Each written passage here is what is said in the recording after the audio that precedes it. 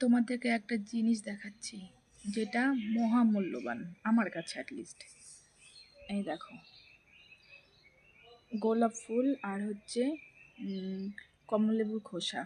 এখন তো কমলালেবুর সিজন চলছে আর বাজারে খুব ভালো ভালো একদম ফ্রেশ কমলালেবু পাওয়া যাচ্ছে। তো আমরা কমলালেবু যেটা খাই সেটা যেমন উপকারী, তার খোসাটা কিন্তু তার চেয়েও বেশি উপকারী আমাদের স্কিনের জন্য, ফেস প্যাকের জন্য। তো আমি এরকম কমলালেবু খেয়ে এরকম খোসাগুলো রোদে শুকিয়ে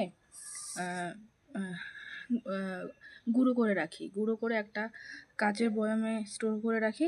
তারপর গোলাপ জল আর মুলতানি মাটির সাথে ফেস প্যাক হিসেবে মুখে মাখাই। দারুণ রেজাল্ট, দারুণ।